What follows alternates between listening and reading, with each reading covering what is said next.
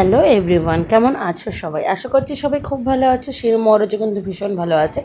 তো আজকে শিনু মহারাজ একটা ইভিনিং স্ন্যাক্স রেসিপি নিয়ে চলে আসলাম। দেখে বুঝতেই পারছো ওর জন্য ফ্রেঞ্চ টোস্ট বানাচ্ছি। তো প্রথমেই আমি ডিমটাকে ফেটিয়ে নিয়ে ওর মধ্যে কিছুটা দুধ, ব্ল্যাক পেপার গুঁড়ো এবং সামান্য পিঙ্ক সল্ট দিয়ে দিলাম। আর এদিকে ব্রেডগুলোকে কিন্তু আমি ছোট্ট ছোট্ট পিস করে রেখেছি, যাতে শিনু মহারাজের ছোট্ট মুখ দিয়ে খেতে সুবিধা হয়। তো ডিমটাকে ভালো করে মিশিয়ে নিয়ে আমি ওইদিকে গ্যাসটাও অন করে দিয়েছি। আর অবভিয়াসলি ওর খাওয়া যেহেতু ননস্টিকেই করছি, যাতে একদম অল্প তেলে হয়ে যায়। এই ধরনের খাবার কিন্তু সচরাচর আমি দিই নয়, মাসে 1-2 বার জাস্ট টেস্ট চেঞ্জ করার জন্য।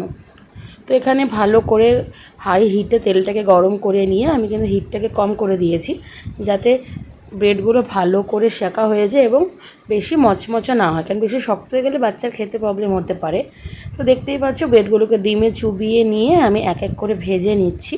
আর এটা কিন্তু আমাদের মা ছেলে দুজনেরই ইভিনিং স্ন্যাক্স, তাই একটু পরিমাণে বেশি বানাচ্ছি। এই ধরনের খাবার তো সবারই খেতে ভালো লাগে। তো দেখতে পাচ্ছ এখানে হয়ে গেছে। একটা সাইড আমি আস্তে আস্তে উল্টে দিচ্ছি, উল্টে পাল্টে ভালো করে লো ফ্লেমে আমি ভেজে নিয়েছি খাবারটাকে।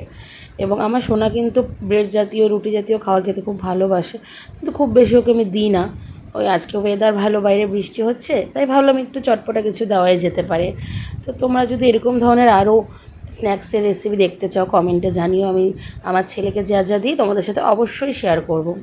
তো দেখতে পাচ্ছ মোটামুটি আমার হয়ে গেছে প্রিপারেশন স্টার্ট। আমি কিন্তু এর সাথে ওকে কোনো রকম মেয়োনিজ বা সস কিচ্ছু দেবো না, এটাই নিয়ে যাব। হ্যাঁ, আমি কিন্তু এর মধ্যে 2-3 দানা চিনি দিয়েছিলাম, যেটা বলতে ভুলে গেছি। আর ছেলে কিন্তু ব্যাঙের মতো লাফাতে লাফাতে চলে আসলো খেতে, কিন্তু প্রচণ্ড গরম, তাই একটু ঠান্ডা হওয়া অবধি অপেক্ষা করতে হবে। তোকে বললাম বাবা দাঁড়া, আমি ঠান্ডা করে দিচ্ছি। তারপর ওর দুষ্টামি শুরু হয়ে গেল। এবার ওর খাবার দেখলে একটু এরকম করেই, প্রথমে নাটক করে, লাস্টে খায়। তো এখানে ও খেয়ে নিচ্ছে, চোখ বন্ধ করে আসছিল।